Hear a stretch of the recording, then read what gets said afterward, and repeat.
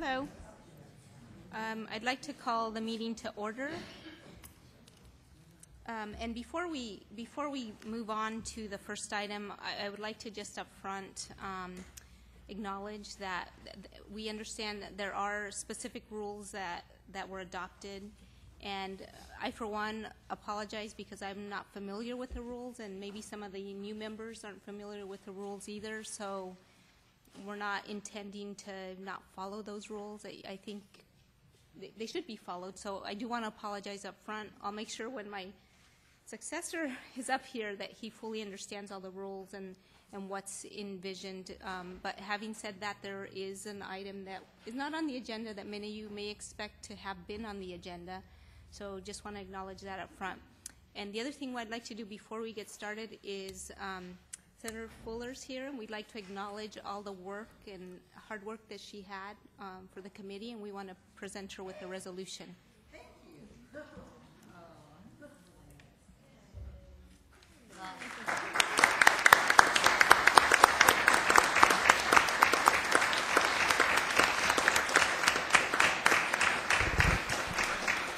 If we can highlight that Ms. Fuller had 3 years of service serving the State Allocation Board and obviously provided $12.4 billion in much-needed unfunded approvals and apportionment. So thank you again for your service and commitment. Thank you. I'd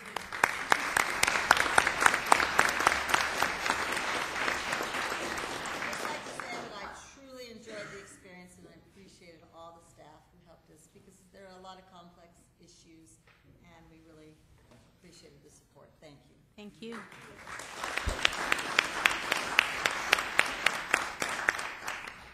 Okay, would you please call the roll? Senator Lowenthal, Senator Hancock, Senator Huff, Assemblymember Brownlee, Assemblymember Carter, Assemblymember Hagman, Gary Link, Kathleen Moore, Lynn Green, Jeannie Oropeza. We have a quorum. Thank you. Lisa? Hi, obviously we have the minutes up for approval. Do we have any That's tab 2. questions or comments on the minutes? Tab, yes, I do have. Okay. On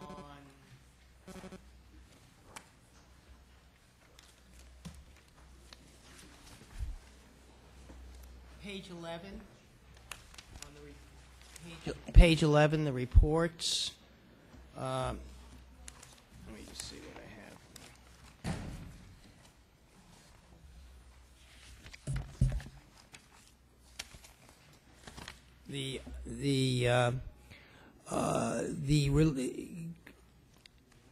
Where it points out that I'll read, Ms. Letty Boggs, representing the Colby Technologies, a member of the Audit Working Group, presented this report to the board, and that was regarding who would do the audits. And as you recall, it says Scott Harvey commented, in order to be consistent and provide a good faith effort with the working group's recommendations, a meeting would take place the week after the State Allocation Board meeting between DGS and the State Controller's Office to consider having the State Controller's Office take over the external audit functions for the school facilities program projects. And I made a motion to carry to accept the report and directed OPSC in conjunction with or in consultation with the Assistant Executive Order to implement the plan and come back if there's any question of whether legislation is needed. I'm just really wondering what the status of that is. Have they met? Where are we on that issue? Has there been anything decided? And will they be taking over all the audit functions, or Has any memorandum of understanding been developed? And I think it's important that we follow through on that. Yeah, I'll provide a comment. We actually met with the Controller's Office twice. Our first meeting was the first week of January, and the second meeting was held just, I believe, the tail end of last week. And so what we've obviously been doing is sharing with them our information that the way we obviously were processing some of these projects, giving them some background of the program. So we're still in work in progress, and we actually have another meeting actually set, I believe, in about a week and a half or so. So there's still a lot of dialogue, a lot of progression, but we are moving in a nice progressive pace of trying to work out some details about. Is the understanding that they will take over the audit? That's absolutely correct on the external audit function. Okay, thank you. Any other comments? Just a quick clarification, is it just external audit or all audits? At this point in time, we're having the conversations about the external function. Any other questions from members? Do they need legislation? Yeah, do you need, well, will you get back to us whether you'll need, it's getting late. Yes, we're obviously, want to obviously follow the rules and the recommendations that the board did adopt. So we obviously think that at this point in time, we'll consult with the Controller's Office to see if they think that we need legislation. So we would obviously report back any of those recommendations back to the board. And can you just come back and report anyway, because sometimes there's differences of opinion in terms of what's really required to implement some of these things. Do we have any public comment? No comments. What is the will of the board? Second. Okay. Please call the roll. Senator Lowenthal? Aye.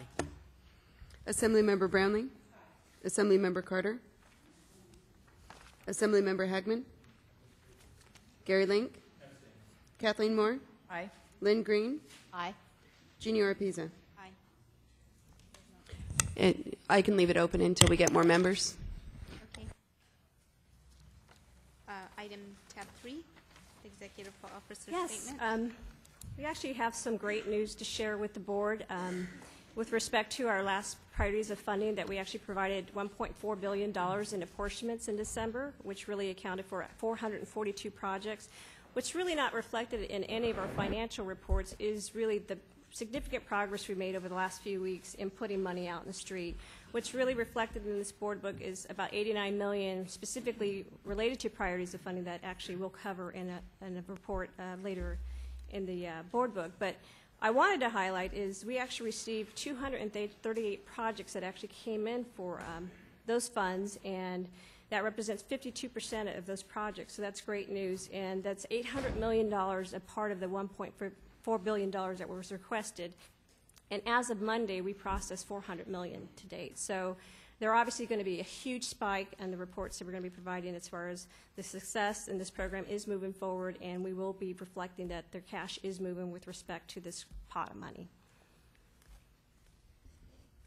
And the next item I'd like to share with the board is with respect to the high performance incentive regulation. We obviously, the board adopted the regulations, and we're pleased to announce that the Office of Administrative Law obviously moved those forward, and they became effective yesterday. So we are encouraging school districts now that obviously the program it's open and it's active. So if you would like to seek high performance incentive grants, we're obviously would be willing to assist districts if they're unclear about their criteria and the rules and regulations about how to apply for those grants. We'll be providing monthly outreaches to the school district community and actually send an email blast and post items to our web. And we'll also be conducting workshops in various venues in conjunction with our sister agency and also our comrade agency between DSA and CDE in March. Obviously having an outreach event for cash in February, and obviously create more opportunities for school districts to qualify for the high performance incentive grants. The next item I wanted to share is we're actually putting out a subcommittee meeting with respects to priorities and funding, cash management. We had a really lively discussion in December, which obviously resulted in some projects being funded in our December board. And so in the spirit of some of those really core issues that the board brought up as far as the bonding authority, whether or not we have regulations in place, and could we make this process better and put more cash out in the streets sooner. I think we've learned a lot from that process. So we actually set up a meeting January 31st and February 8th, and obviously through some discussion, if some of the committee members may not be available, we likely will postpone that January 31st meeting. We'll send an email blast out. But as it stands now, the February 8th meeting is rolling forward, and we'll likely have a meeting shortly thereafter. We obviously understand those are critical issues with respect to cash management, and we think they're important to move those forward. So that's what we wanted to share. Staffing updates, there's been some concerns about some of the notifications that have been going out to employees about potential layoffs. We wanted to keep the board informed about the issues in that area. Well, with the sale of the properties that have been postponed by the administration, they've directed the SROA process to be delayed or extended to May 1st. Staff who actually will be receiving formal notification letters of where they rank within the certification list, and that's going to be issued to those employees by February 1st. We actually had 8 initial staff that were notified about their potential of receiving a potential layoff notice, and as of the 8, 2 have already left our office to take other opportunities in other departments, and we actually have 2 more leaving. One accepted another position as of the first week of February. Just notified minutes, perhaps a few hours ago, that another staff member is also taking an opportunity somewhere else. So half our list, unfortunately, through other opportunities being offered by other departments, these folks have decided to leave our organization. So that's a status report, and I'm hoping to report back more information next month. And again, the last thing I want to share with you is the 90-day workload. Typically, we presented a copy of the workload list attached to the executive officer statement, but since the structure of the agenda has changed as a result of the rules committees adopted, those changes, the workload is now attached to tab 18, stamp page 289. So with that, I'll open it for any questions. Yes, Assembly Member. Yeah, just in terms of the vacancies and jobs, you mentioned a few people who will be leaving. Will they be replaced, and if so, when? Do you have any sense of that at all? I think because the current environment with the SROA issue being pushed off, or at least at this point in time, until May, there is a hold pattern for those classifications that are impacted, and the classifications that are impacted relate to, you know, the first line managers, second line managers, and some of the analyst vacancies. So those are actually the individuals that are leaving our organization, and so we won't have an opportunity to fill those vacancies until there's some kind of decision with respect to the sales of the building. And in terms of providing services to schools and the work that's done there, will you see a slowdown, or? We will have to reallocate our workload, our staffing resources to other areas to help mitigate some of the holes in the organization. Thank you. Any other comments? I, for one, just want to thank you for the first comment that you made in terms of all the progress you made in terms of processing the applications and getting through that process, and I want to thank you and your staff for all your hard work on that. Yes. Yeah, I'd like to follow up on the question of Assemblymember Brownlee about what kind of impact. You said that you'll have a reallocation of other staff. Is that what you're saying, is you see no slowdown And workload? Yeah. Well, I think we've presented ourselves, obviously, a very unique opportunity to put cash on the street, but, you know, how the prior system worked, when there was obviously AB 55 loans, you know, the board had the ability to provide apportionments, and there was always cash backing that up. But now that we have a new system in place, it's almost a two-step process. We have to go to the board, provide unfunded approvals, and then once we have cash, we created a new layer, so we have to provide apportionment. So that obviously increased our workload. Right. Yeah, significantly last year, because we actually provided, just in priorities alone, 520 funding applications, and for the whole year, I believe that amount obviously tops around the 750 range as far as new applications that will be receiving funding. So that's an anticipated workload that we didn't expect. And so you're right, we obviously have a lot of staffing issues, but I think staff have obviously committed to this, to the mission, and committed to processing the applications and getting the funds out to stimulate the economy. So, I mean, we really have a good team behind us. And I'm sure you do, and you do, but we would like periodic updates in terms of what impact it's really going to have on their ability to carry out the functions. Yeah, I definitely will report back those issues. Any other comments? Is there any public comment on this item? If not, we'll move on to the consent items, tab 4. Motion to move the consent agenda? Madam Chairwoman? Yes. I would move the consent calendar. Second. Please call the roll. Senator Lowenthal. Senator Hancock. Aye. Assemblymember Brownlee. Assemblymember Carter. Assemblymember Hagman. Gary Link. Kathleen Moore. Lynn Green. Aye. Junior Arpiza. Aye. Carries. Thank you. Madam Chairwoman? Yes. I actually do have a parliamentary inquiry, if I could. I know that in the rules that were adopted last month, it did say that at the first meeting in our new session, i.e. this one, we would elect a chair and a vice chair. Oh, you talked about that already. I raised it. Oh, It was okay. my bad. I didn't understand the rules, and so I am going to request that whenever there's a new member, that staff be diligent in ensuring that people have the rules and understand what's been adopted so that we can follow those rules. So I did apologize. It's my, And I believe you For also February. said that you will be placing it on the February. On the, sheet of perfect, stuff. perfect. I Thank you. understand that. No, thank you. Good. Thank you very much for the clarification. we're actually going to move an item out of order. We want to go ahead and, per a request, and discuss the fund release status up front here before we move on to some of the other items. Lisa? Lisa? What item is that? Lisa? Tab 13.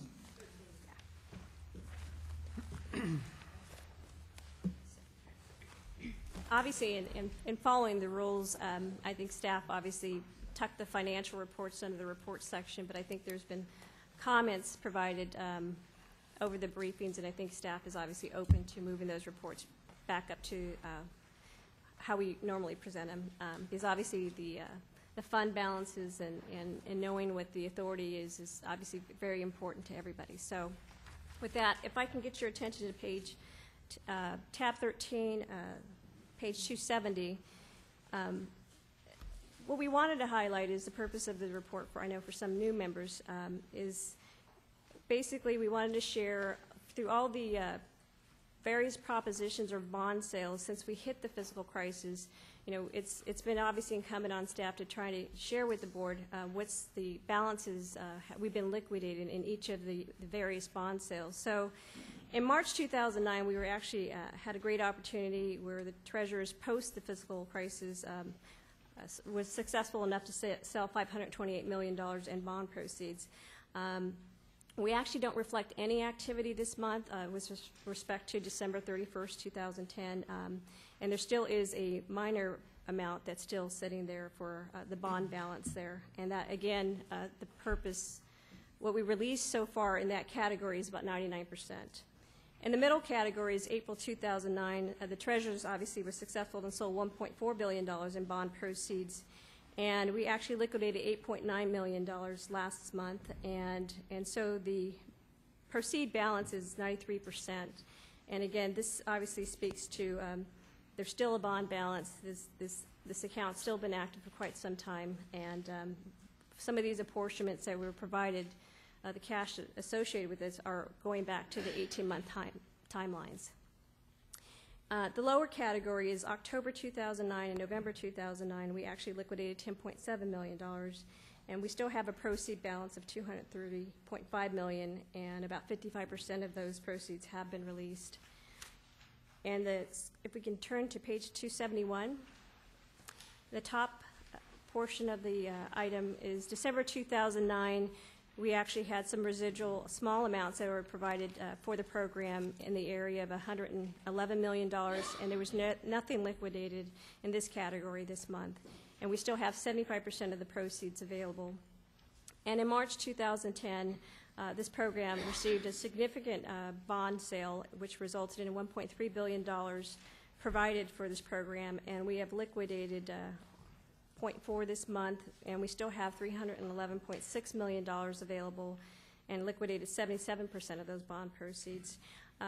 It was actually unique in this particular sale. We actually split funded the projects, so over $900 million was provided in the date receive order, which was the old process of how we funded projects, and then over $408 million were provided to the new priorities round, and most of obviously those monies are liquidated.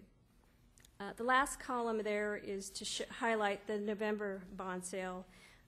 Again, this program was fortunate. The Treasurer's Office was successful in selling over $1.4 billion for the program. Like I shared with you earlier, what's reflected in this report only captures 2 weeks of activity. I mean, we apportioned December 15th, but as of December 31st, we only liquidated $89.8 million, and that because that just became activated. But again, we obviously are going to show significant releases coming January, so the report should reflect that. And on page 272, it's just somewhat of a history of the funds that have been released as a result of the various bond sales. And so for this month, again, December 2010, we're reporting out that we released $109 million. And again, $89 million reflects from the priority of funding round. And page 273, I got this great bar chart. We've added a new color to this bar chart to reflect really the November 2010 bond proceeds. So there's obviously a substantial increase of $1.4 billion in the cash category. So again, the board wanted us to reflect on how much cash is sitting around and available for apportionment. So the balances went up to $2 billion as a result of the bond sale. And so again, the green item on that chart, that bar, will reflect really that recent bond sale. And again, that's going to be probably reduced in half come next month. So again, we wanted to highlight the progress we're making in these areas.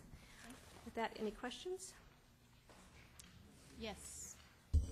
Thank you, Madam Chair. Just a question earlier. I appreciate the staff coming and briefing me earlier today. This being my first meeting, there's going to be a lot of questions that may seem normal. But one is different bond releases and the state's fiscal crisis. Obviously, it's getting harder and harder to sell bonds, but also what percentage rates we may be paying on those bonds. And I'm just curious how those numbers, so I could have some other discussions in the future about future bonding. Well, I can only share with you the rates of the bonds. We actually were in contact with the Treasurer's Office, and for the actual November sale, and they couldn't break it down to a finite number just for our program, but obviously they went out for a number of different infrastructure bonds. The rates vary from 3.805% to the highest being 7.669%. So, and again, I'm not sure what category we fall in, but that's the yield that I've been given by the Treasurer's Office. And how's that compared to maybe a year ago, November '09? Do you have any? I don't numbers? have that Okay, I'll get that from statistics. you later. Thank you. Apologize. Any other questions? Any comments from the public? And I understand we're going to do tab 14 as well that continues. Yes. Right. So if I can direct your attention to tab 14 and status of funds. Page 274, and most of us had to turn our books around a little bit, but wanted to highlight, basically, this is a summary of all the active bond appropriations we have for the school facilities program for the interest of sharing new information for the new members. And for Proposition 1D, which is actually the top chart portion of this schedule, is we actually were able to provide $7.3 billion in authorization the voters approved in 2006. And as far as providing unfunded approvals this month, in new construction, it's 0.3, which obviously shows a reduction in new construction authority there. And we also have $53.5 million in modernization projects, 0.1 in, I believe, my overcrowding relief grant. And so in summary, $53.9 million of unfunded approvals for Proposition 1D. We actually had a huge spike in Proposition 55, $144.5 million for new construction, and that reflects the activity for Proposition 55. In Proposition 47, we actually had $13.8 million, and that was obviously a result of some fund switching, source switching. So in total, we processed $184.6 million in unfunded approvals between 3 propositions. And if I can direct your attention to page 275. There's no activity to report in Proposition 1A. And I wanted to highlight to the board in the middle chart is the emergency repair program. We actually processed 71 projects worth $51.1 million for the program. And so we still have $223 million of unfunded approvals for the emergency repair program. I apologize. And if I can draw your attention to some of the charts, page 276, we try to make our status of funds a little bit more easier to understand, user-friendly. So we created these pie charts last year in hopes of we can have a general understanding of really where our balances are. So the blue shaded area obviously represents apportionments. And since we provided apportionments last month, Proposition 1D is moving. More blue is shown this month than it did last month. So that resulted in $646 million actually getting shaded blue. And so we still have the remaining bond authority there, it's sitting there is $1.749 billion that's still untapped. And then the maroon shaded area obviously represents the unfunded approvals. Flip the page to 277, Proposition 55, there's $10 billion in authority. The blue shaded area represents 91% of those of that bond proposition been apportioned. The maroon area reflects 6% of that are sitting on the unfunded list. And then the yellow area represents 3% of the bond authority still remaining of $254.6 million. Page 278, we're getting closer to the last chart, I apologize. Proposition 47, $11.4 billion was authorized by the voters. Again, this is almost entirely blue. We're getting really close. We have 99% of those of that particular proposition apportioned, and a small shaded area, or less than 0.8%, is still outstanding for unfunded approvals, and 74.2 million, or less than 1/5%, that's still remaining in authority there. The last chart we like to share is 279, which we created this chart to have a real glimpse of the new construction. Is an area that was being addressed by the board. So we created a chart that really reflects all the propositions in the various new construction authority. We have a progression, obviously, because we provided apportionments. So 93% of the new construction has been expended, provided cash. There's still a maroon area, or 4% of that sits on the unfunded list, and 3%, the yellow area, actually represents new construction authority that's still waited to be expended. And so I think the discussion came when the area is all blue. We can talk about some of the critical issues that would come to mass with level 3 developer fees. With that, I'll open to any questions. Do you have a projection as to when that time is based upon how much we apportion per month? Last year, our historical average has been about 20 to 30 million over the last 12 months. But this month, we actually had a big spike in new construction activity. And so I think, obviously, that had to relate to some of the seabed issues with the deadlines coming up that created a spike. But really, on average, and we only have about $30 million sitting on the workload. That's what we have in-house. So, I mean, if we had to do the math, I mean, we can safely say we have enough authority to cover what's on the workload list. So, but, you know, I definitely hear what you're suggesting about trying to track the projections, and staff is willing to provide some kind of projections at a future board if you like. Yeah, I just, what do we think, when do we think the new construction funding, from your vantage point, will be out? And it's showing 436 million currently. Right. That's unapportioned. You said 30 million's in-house, Right. so we know 406 million available.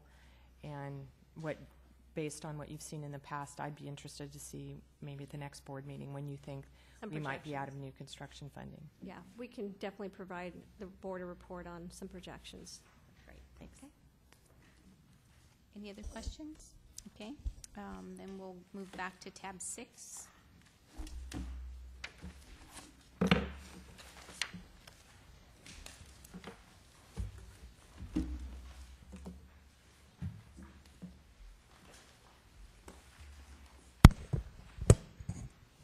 Good afternoon. Tab 6 is an item for the Charter School Facilities Program, and it is a presentation of the local governmental entity Memorandum of Understanding, and this is a document that would be used in the event that a local governmental entity would be holding title to project facilities built under the Charter School Facilities Program. The Charter School Facilities Program has always had agreements that outline the terms and conditions for all the parties involved in the transactions, and the board has previously approved versions of these agreements for instances when the school districts hold title and for instances when the charter schools hold title to the facilities.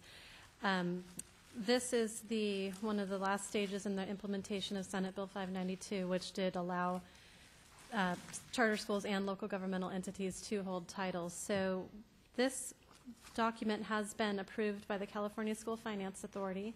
They are our counterpart in administering this program, and they are the lead agency on developing these documents. So they have approved this at a previous board meeting. And it includes the necessary security provisions that were put in place with Senate Bill 592, including a lien on the property on behalf of the State Allocation Board, a restrictive covenant requiring that the facilities only be used for public school purposes, and a remainder interest reverting to either the local school district or the State Allocation Board in the event that the facilities are no longer being used for charter school purposes. And we are asking today for the board to approve the MOU template, and also to authorize the executive officer to execute the charter school agreements on behalf of the board in instances that a local governmental entity is the title holder. Okay, do I hear a second? Second. Any questions? Any comments from the public? If not, will you call the roll, please? Senator Lowenthal. Senator Hancock. Assemblymember Brownlee. Assemblymember Carter. Assemblymember Hagman. Gary Link. I'm sorry. Kathleen Moore. Lynn Green. Junior Arpiza. Aye. Carries. Thank you. Juan, we're up to tab 7.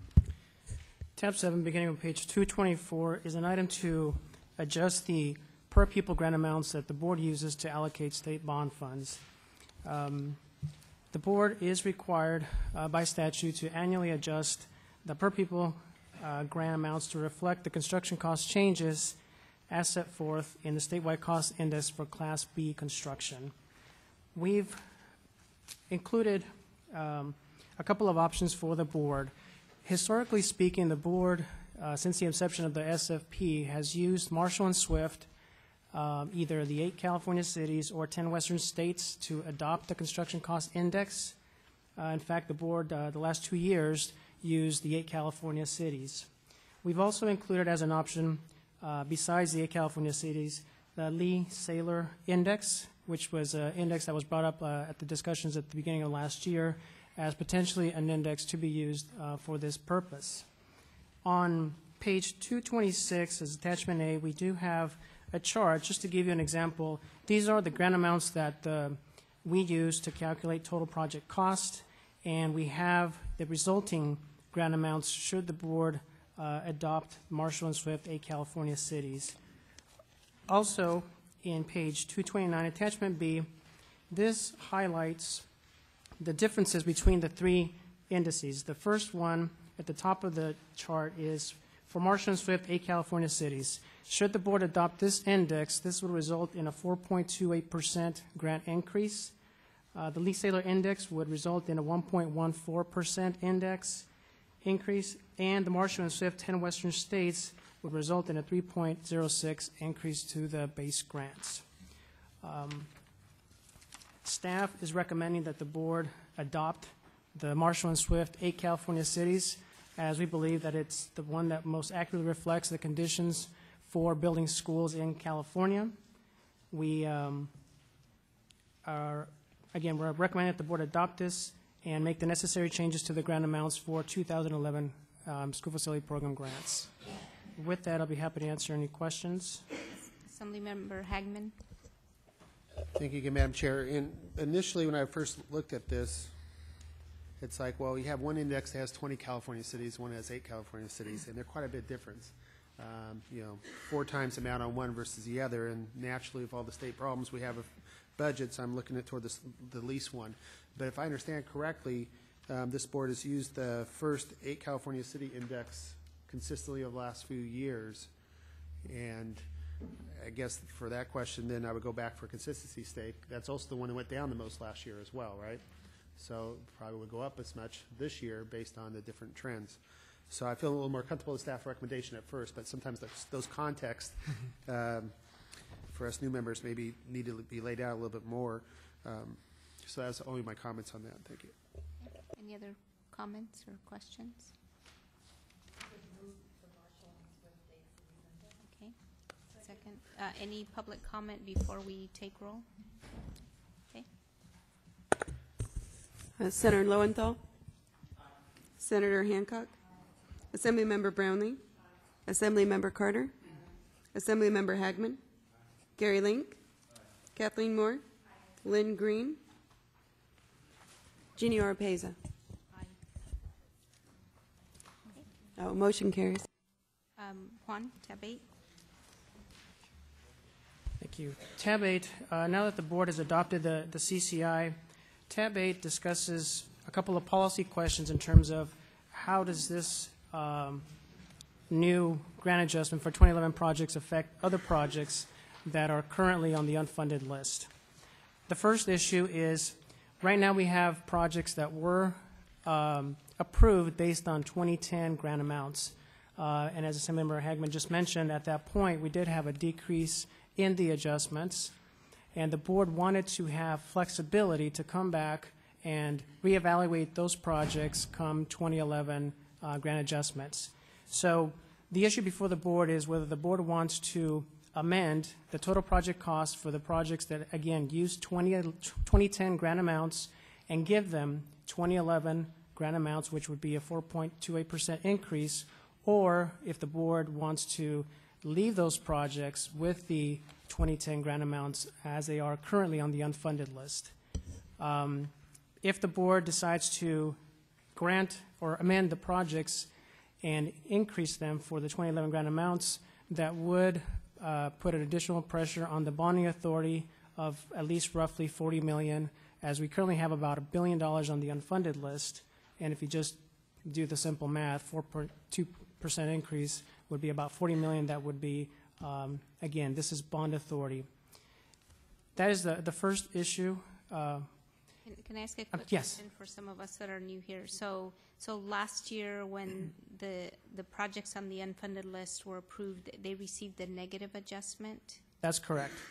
All the projects beginning at the March board that were approved and placed on the unfunded list did receive 2010 grant amounts, which resulted in a negative 6.7% increase, adjustment to the grant amounts. So those are the projects that we're talking about now. Projects that were approved by the board between March 2010 and December 2010, right now they currently have the 2010 grant amounts, and whether the board wants to keep them at those levels or amend them to give them the 2011 increases. That's the first question. The second issue. Can we see if the members have? Sure. So just a clarification on the Yes. question, you're talking about for the whole year or just for the unfunded portion of the previous year? So I wasn't sure when you asked the question. These are for the projects that are currently on the unfunded list that were approved in 2010. Okay, thank you. Assemblymember Hagman. Understand these prices go up and down, concrete and steel and labor. Development's been really slow the last few years. We've seen it across statewide, nationwide. I don't think we should be adjusting neither the ones that are approved in October, because that was under the conditions they were there. And so that was the amount that they agreed upon to accept, that they could have refused if they want to. And then those, I guess, up for today's approval, they were approved, or I mean, they were kind of administratively back from the October bond sales. So being less than 30 days off from December to January, something I think it's kind of, don't want to wait out the clock to hit the calendar year and say, okay, I got a 5% increase in the sales. I think to be fair to those who were approved and funded in December, those who funded this month too, should be all consistently the same, even though we can't specifically went in the new calendar year. Can I get clarification from our attorney? As I understand, once you receive funding, it's full and final, and so we may not have the ability under the law to go back and... Well, that's correct. It's full and final. My understanding, the issue here is those that are still on the list. Right, but I thought you indicated those that received funding in December actually received funding Madam in Chair, December. that's the second policy question before the board. The first one is projects that are on the unfunded list, and those are not considered full and final until they receive an apportionment. The second part is projects that are scheduled to receive an apportionment on this agenda. They could have received an apportionment in December, but it was purely administrative decision not to, because we had to find out what decisions were going to be made on other pots to see how much money we're going to have left. So the board does have money left over from the December apportionments to make at this board. Now, those projects, they will receive an apportionment, and the question is, do they receive 2011 grant amounts, or do they keep the 2010 grant amounts? But technically, Just to be clear, yeah, my understanding, we're talking about they haven't received anything as of this evening. technically, they're not full and final until the Receive an board apportionment. actually apportions it, and we make a decision on whether to adjust them as well or not. But anybody that did receive an allocation is full and final. That's my understanding, correct. I just wanted to add one other clarification in this discussion, because it's my memory that when we went through this discussion last year, it was pretty painful for us because it was this negative number, and my recollection is that we wanted to be flexible and sort of reserve the right to go back and revisit and adjust the 2010 grants if we so choose. We didn't say that we would, but we said that we reserve the right to look at them again. So I just wanted to add that too. Any other comments? What's the will of the board? Kathleen? I'll try a motion. And the reason being is that the 2010 projects that have not moved forward, which is the unfunded list, would be bidding if they get cash in 2011, and we've determined that the index has risen accordingly. So we would, the superintendent would support increasing that amount because the projects have not bid, mostly. There could be some reimbursements in there. And we took the action last year to decrease them. I think in fairness, we should be increasing them when the index goes up. They'll still be at a net I don't know, what is it, 2.46 of 2009 levels. So I would move that the State Allocation Board apply the 2011 CCI adjustment to the unfunded list beginning in March 2010, with March 2010 projects, which would be inclusive of today's 106 priorities and funding apportionments. Second. Yes, Assemblymember Hagman. I just want to comment why I won't be able to support that, just because, a lot of these districts just got notified in late December of their funding for the first round. The administrative gap, we're looking at 3 or 4 weeks difference, and the difference between those who received last month and 4 weeks later is quite a bit of difference. The fact is, when you get these bids for projects, like we have all pretty much done on a local level, generally those bids for your subs are guaranteed for a certain period of time, and they can't go back and adjust those back to you afterward. And those are sometimes factored into the subcontractors and developers who put that gap in there, because they know that rates and labor do vary by the time you get funded and by the time you even complete a project, much less start it and complete it. So just out of consistency, this is a single funding, a single bond draw, a list that was already approved by this board previously. Conclusively, you just cannot administratively get it out completely. So I just want to explain my reasons for not supporting that. I guess I'm not understanding, I was not here, but if I'm understanding correctly, there was no work done on the previous projects that were funded? They remained on a list that hadn't been funded. They're just approved, ready to go to receive funding, so that no money has gone out to them. And because of that, the board has the ability to adjust them positively now, where last year they took a vote to do a negative adjustment. So they'll get this adjustment if they haven't received full and final monies, and there have been some projects that have between now and then. So they'll get the same consideration as the newer project? Under the current law, those that have been funded, we don't have the ability to adjust them. It's only if they haven't been fully allocated their monies. Okay, any other questions? If not, can you please call the roll? Oh, public comment, thank you. No? Okay. Senator Lowenthal? Aye. Senator Hancock? Aye. Assemblymember Brownlee? Aye. Assemblymember Carter? Aye. Assemblymember Hagman? No. Gary Link? Kathleen Moore? Aye. Lynn Green? Aye. Jeannie Oropeza? Aye. Carries. Jeannie, excuse me, can we get one point of clarification? I'm sorry, so that motion was for the unfunded approvals. Plus the projects on divisions. this Okay. agenda, if I understood your motion correctly. Just one other thing to note, too, that we will be bringing back, right now, the projects are calculated based on 2010 amounts, so we'll be bringing back another item in February to give them the additional amounts. Yes. Yeah, if you could, and just put them on consent, right, since Okay. it's been approved. Okay, tab 9, please, Lisa.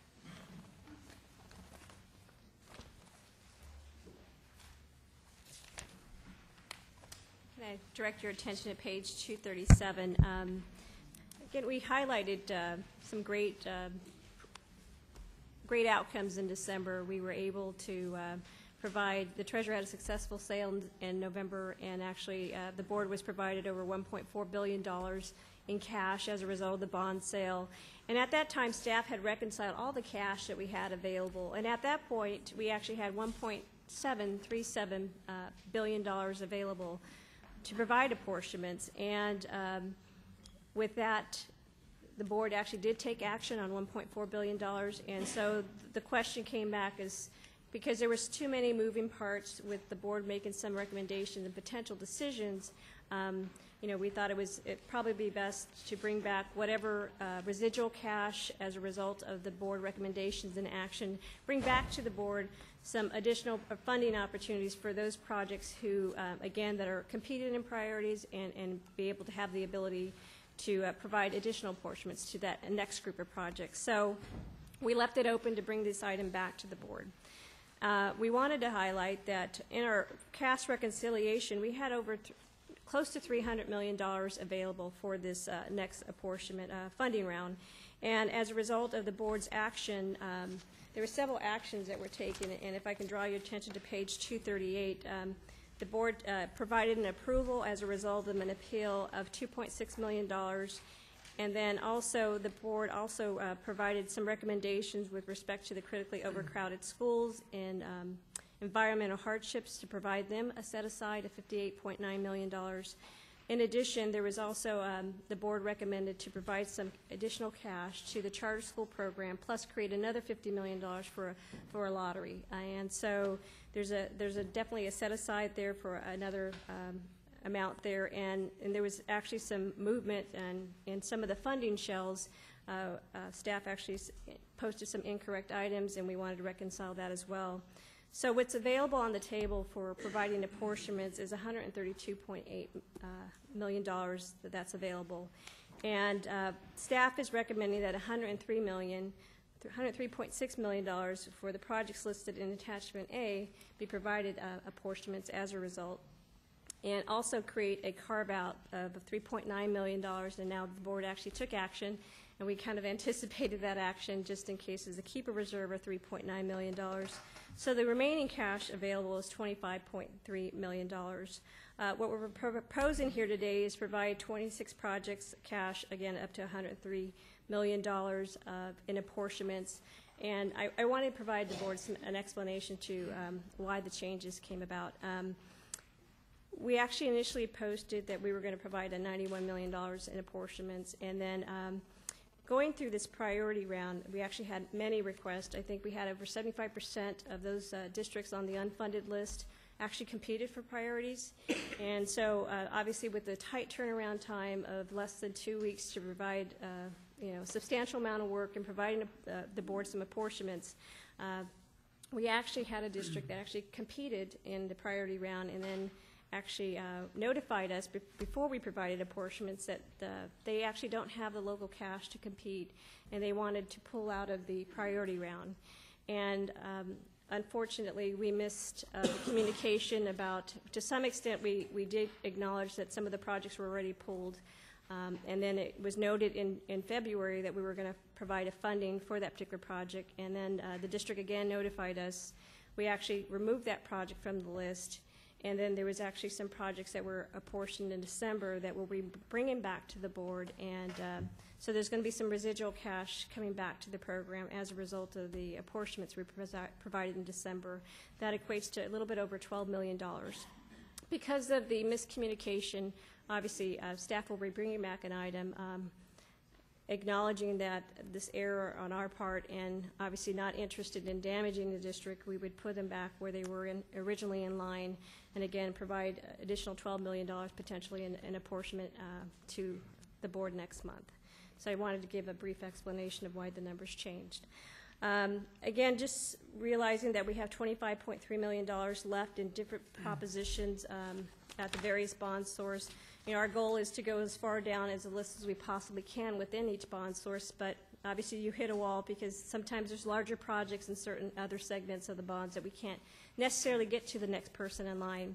So the $25.3 million is made up of $2.4 million in Proposition 1D, $2.9 million in Proposition 55, $1.1 million in Proposition 47, and there's a large portion of $22.6 million in Proposition 1A. And again, that reconciles to the carve-out to the CCI. And we wanted to share with the board that we obviously will bring back some options. There may be some legal clarification we have with respect to the $22 million that's sitting there, whether or not we have the authority to expend that fund. So we want to bring back some options to the board next month and perhaps even wrap it around the cash management discussion. And so we definitely want to have a full vetting of some of the options there. But with that, again, our recommendation is for these projects provided apportionments at this board. We want to remind those districts that they have until April 26, 2011 to come in with their certifications, and we need to physically receive those certifications. And again, our goal is to provide additional outreach to those districts as they go through the process to make sure they're successful in this funding round as well. So our recommendations for the board is to approve the projects listed in Attachment A for $103.632 million, and obviously some change, and obviously declare that these apportionments are open just in case of an adjustment for an AB 127. Yes. Oh, a question first. Madam, Yes. we need to add another one. Are you just going to make a motion? Yes. Okay. Hold on. Since, I'll second. okay. Hold on. Madam Chair, sorry, we would also like to add another recommendation, declare that these projects are also open. Right now, the second recommendation is strictly for AB 127 adjustments, but we also would like to add another declaration that they're open for the additional amounts that we're going to add for the 2011 grants that we just approved, so that they're not considered full and final. We can bring them back and give them the additional amounts. Are you okay? Okay, so the motion is to include both adjustments in these projects before the funding is released. Yes, Kathleen? I'll be supporting the item, but I will not be voting on the Elk Grove Unified School District project. So, okay. Do we need to do a separate vote for that, or? I think we're okay if she's clarifying that her vote is not included. Okay. It's page 263, I think is that one. Any other questions or comments? If not, if you can please call the roll. Public comment before we call the roll. Okay. Senator Lowenthal, Senator Hancock, Senator Huff, Assemblymember Brownlee, Assemblymember Carter, Assemblymember Hagman, Gary Link, Kathleen Moore, Lynn Green, Jeannie Oropeza. Aye. Carries. Thank you. We understand item 10 has been withdrawn. Item 11 has been withdrawn.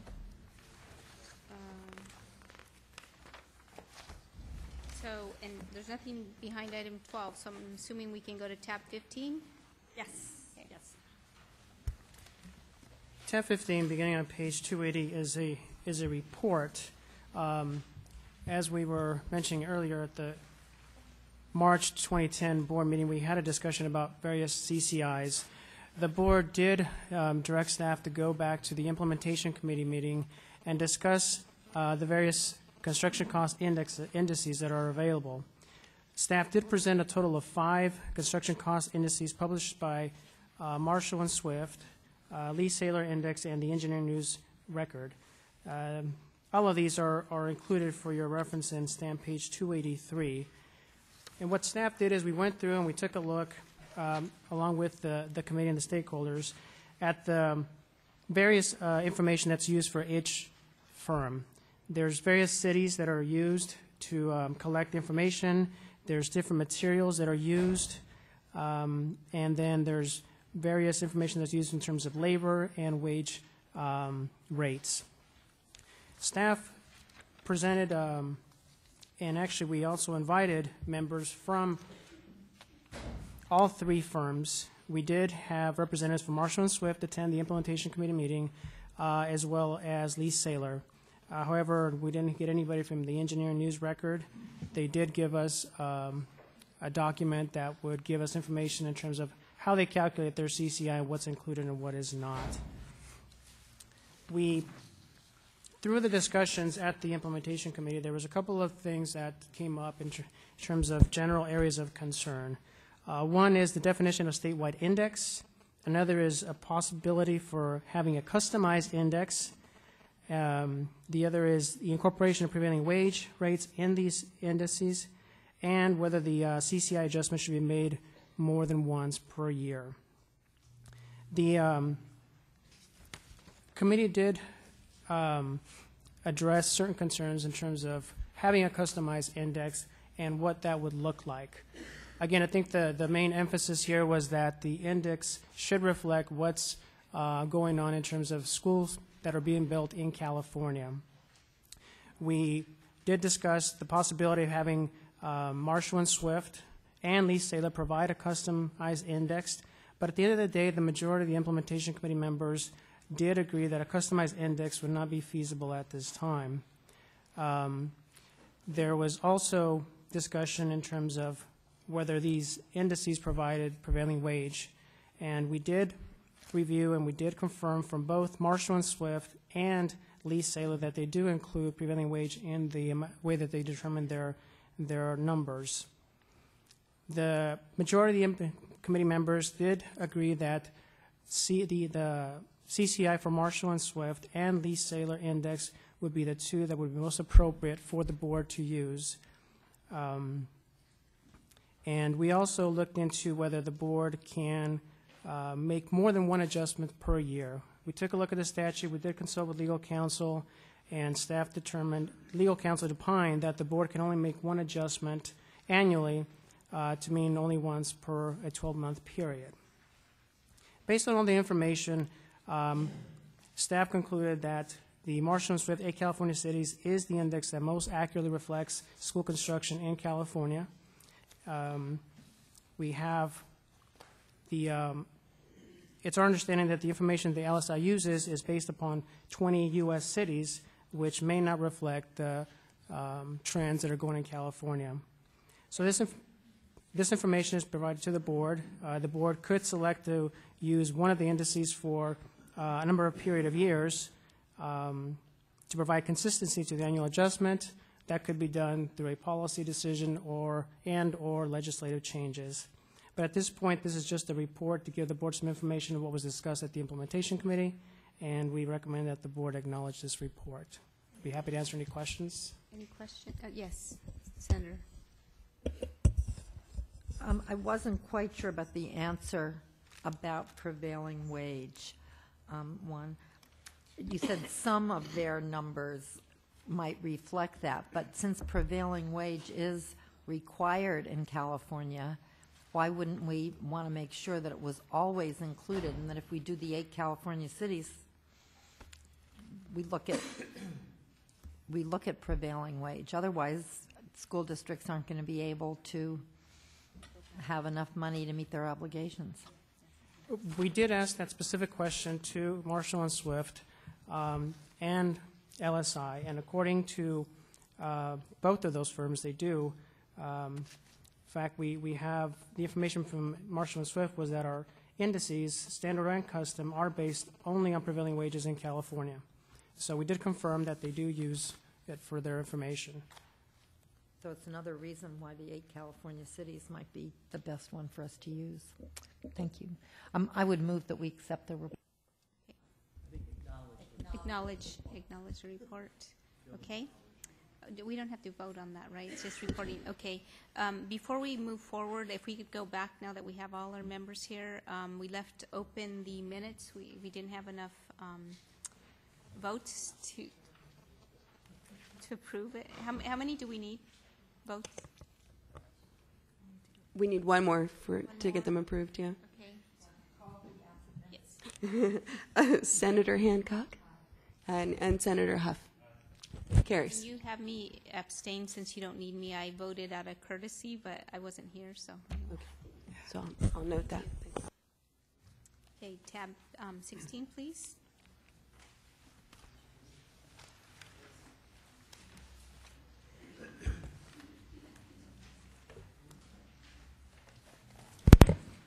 Tab 16 is a report on the joint use projects that were apportioned at the October 6th meeting. These projects were provided with a traditional 18-month time limit on fund release, and the board, as part of that action, asked us to report back on a quarterly basis to let you know if the districts had come in to request their funds. And the chart on the bottom of stamp page 287 shows that of the 5 projects, 3 have requested their fund release.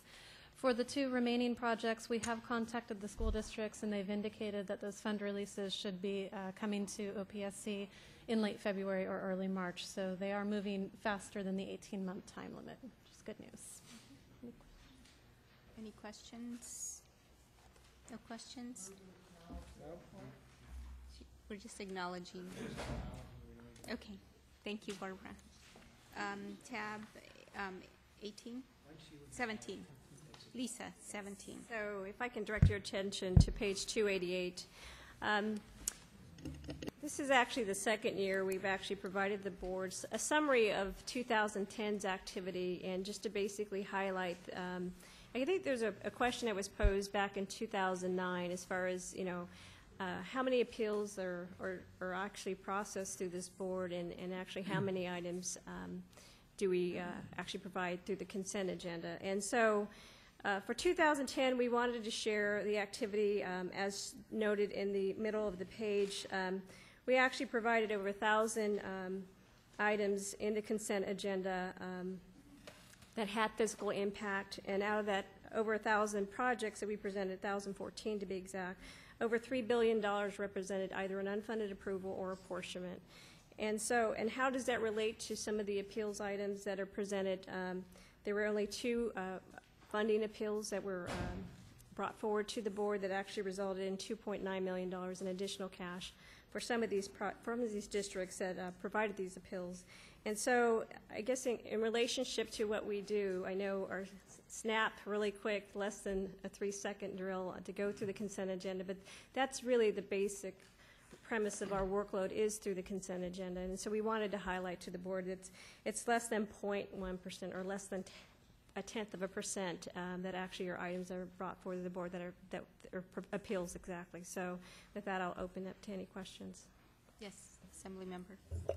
Thank you. I'm just wondering, how long is it, just the process of appeals? Do we have a protocol of, because, understanding that we're pushing these monies out pretty quick at this point. We're kind of holding the line in the sand as far as, their funding. We adjust the rates once a year. What's the process for them to come back to the board, and is that in a fairly timely manner as well? Well, we actually work obviously very hard to resolve some of these issues administratively with the district. But if we can't obviously come to some kind of resolution, then we request the district to provide an actual form that we have, a Form 189, to our office, and then obviously, again, working out with some additional facts with the district to figure out when exactly we're ready. We'll put those items to the 90-day workload in the goals of providing transparency to the board about really the appeals that are on the workload and how those appeals are being worked. And so, again, that's the process we've established. But I know we've been working through this process perhaps aggressively over the last 8 months, and again, trying to create some kind of criteria, clear criteria, so then everybody would be formally understand whether or not how the appeals process works and how it gets to the agenda. And is your workload or your lack of staffing going to cause that to be more than 90 days, or what are we going to do to ensure that it's no more than 90 days and hopefully less than 90 days in the future? Well, I think if we anticipate any issues with some of the projects moving forward or appeals moving forward, we definitely would consult with the chair and have those discussions. I mean, I think sometimes it's better to cook some items, and then you may result in actually some of these appeals actually being dropped off the workload because we were able to find a minimal resolution where the item is perhaps never presented. So I think sometimes the additional time helps everybody to ascertain what the facts are involved and maybe come to a successful resolution. But yeah, if we actually have some issues with not meeting these goals, we'll definitely share those concerns with the chair and the board, so that way it's fully transparent about some of the issues. It might be helpful as well at some point for staff to walk members through exactly what happens in that 90-day period so that we all can fully understand why it does take the 90 days. We'll definitely do that. Any other questions or comments? Not? Okay. Item 18, Lisa? Exactly. What we've shared with the board, as I shared earlier in the executive officer statement, we've attached this 90-day workload to the tab 18 as far in the report section. It's, again, just to highlight to the board that here's what's on the docket for February. We have a few appeals that we're planning to present, a few action items, and then some items that we're going to bring back to the board as far as reports and discussion and information items. So that's what's presented for February. If you flip to page 290, we have some items that currently no appeals right now and projected for March, but we have some action items and report issues that we're going to bring forward to March. And in April, again, there's nothing slated for the appeals, but we do have some discussion items to present. And obviously, this is all contingent. This is just what's there on the plate, but as we move through each board, we may have new assignments that get added to this workload list, so we would obviously be respectful of that and obviously add those items to the workload as well. Okay. Yes, Kathleen? From the prior workload list, there were, I believe, projects that were listed as for January, Lake Elsinore and Calexico, and for February, Oak Grove and Covina, as well as our last board meeting, we had Kern and San Joaquin that were slated to come back at this board meeting. I'd like to see them either reestablished on the workload list or an explanation as to why they aren't. Any other questions or comments? Yes, Assemblymember Brownlee.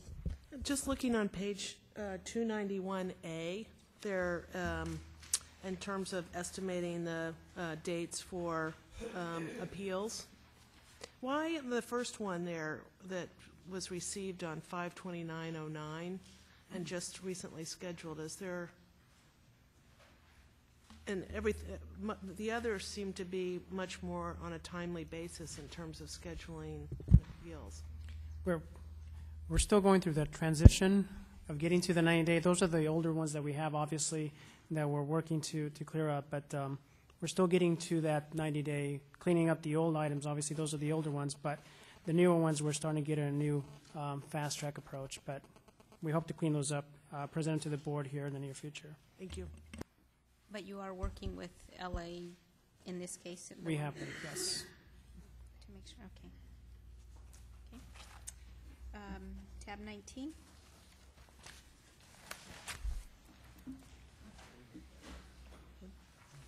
Tab 19 is just obviously an Sorry, information item. my bad. Okay.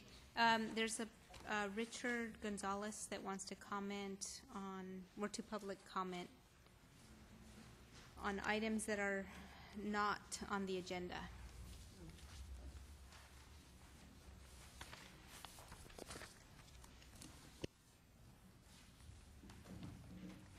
Yes, please.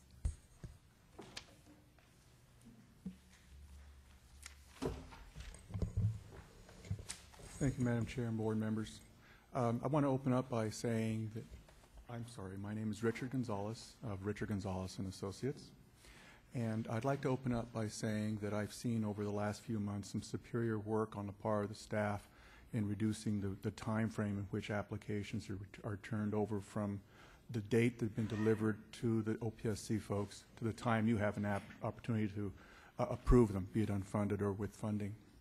As part of that process, the districts and the state still have to work in that time frame through a 15-day, 4-day, and sometimes 24-hour letter process and still try to make those timelines and make them happen. And staff's been very good about working with school districts on it. However, there's 2 times during the school year in which I'm wondering if there could be some flexibility in the 15-day process, specifically during the Christmas season or the end of the year and in the spring. In the spring, school districts tend to be closed for 1 week during spring break, and then generally between the last 2 weeks of the school year. The reason I ask that is I know that there's been requests to have some extensions, and yet being that the staff is limited in the amount of extra time they have to get items to you to approve, the 15 days can't sometimes be extended. A good example would be a case where a school district received a 15-day letter on December 23rd, 2 days before Christmas, didn't get into their offices until January 3rd. And you can tell they did not have very many days to try and crash through the 15-day activities. Fortunately, with a little help of the staff, we were able to make it. But I was wondering if there's a way to have the 15-day process, or 4-day or 24 hours, maybe loosened a little bit during those 2 particular times of the year. Thank you very much for listening to me. Thank you. Any other? Yes.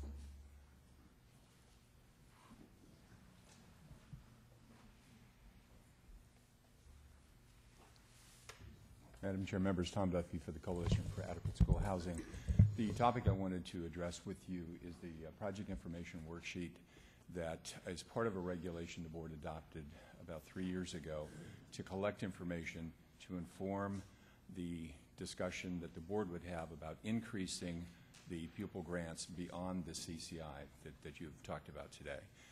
AB 127 provided that up to a 6% increase may be provided by the board based upon information that the board would use. What the board did was to adopt regulations that included a document called the Project Information Worksheet that districts are to provide on an annual basis throughout the life of a project. That information was to be collected and then information brought to the board to inform that discussion. That was used, and information was brought to the board, and the board did not take action. We've been dealing with the issues of trying to do with what we can with the bonds that are available, and we really have not pressed the issue of the 6% for some time.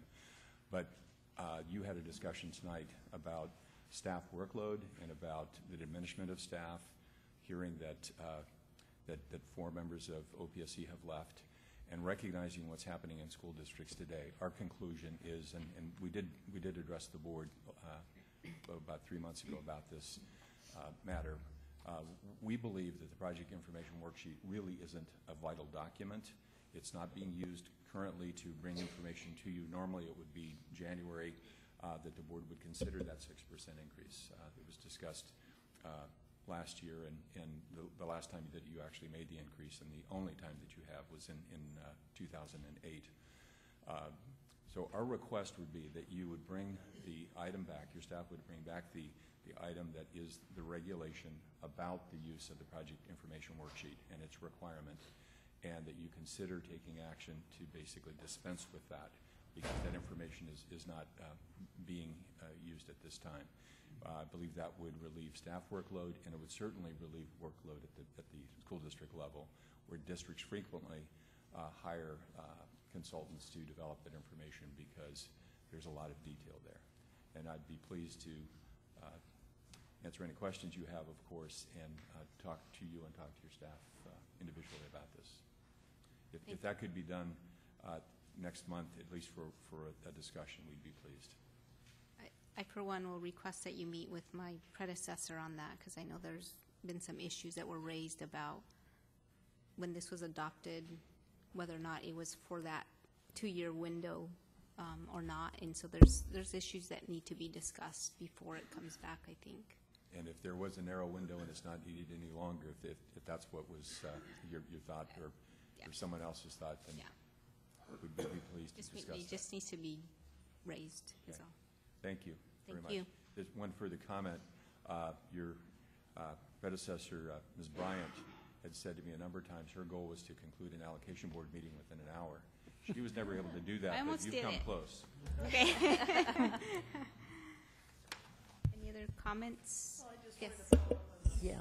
First gentleman who testified with wanting to investigate during 2 major holidays in the school year about adjusting that 14-day, if that's something that could be brought back to the board for discussion.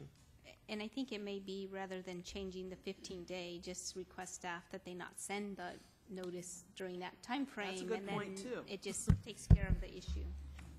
Yes. I just wanted to say that I think we're all looking very hard in the next couple of months at how to streamline oversight and make sure that the information we request is actually information that we need. So I did think that it would be a very interesting exercise for this board as well, and well taken, because one time when I did work for the U.S. Department of Education, Kathleen, sorry about this, but we did have a situation where we sent the states a 6-page application, and I later found out, this was way back in the 90s, it was going out as a 60-page application to the districts. So I think it's a good point and very, very timely right now, so that we get the information we need and we don't get additional information and we don't make either staff or districts spend more administrative time. Yes. I think just some things I'm looking forward to maybe in the future, either at this board hearing or with myself, my staff, just things. Obviously, in a couple of years, the fund will be dry if we make it 2 years from now. And one of the questions I always had is there's a lot of surplus properties that maybe school districts decide not to build from the past, I mean, even multiple years ago, or schools that have been closed down because of population shifts. What can, if anything, we could do with those properties and look at different ideas, either from selling them, leasing them, something like that to create an income flow back for this bond fund. And also just a question about private financing of the school districts. If you did have investors that wanted to put up money, 7% is a pretty good rate right now, would we have to go through official bond sales? I don't understand the mechanics of that. I guess if you're in debt in the state to general fund, you probably would, but is there other means to finance some of these projects that may or may not be useful? So a lot of education on my part, but I'd like to have some understanding of how those things may work, especially the surplus property. Thank you. They're all good points. Thank you.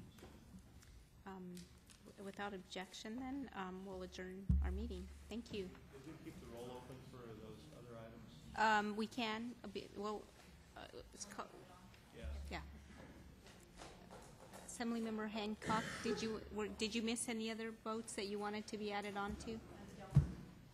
Yeah, okay, we'll check. We'll check. Did she miss any other votes? Yeah. Okay.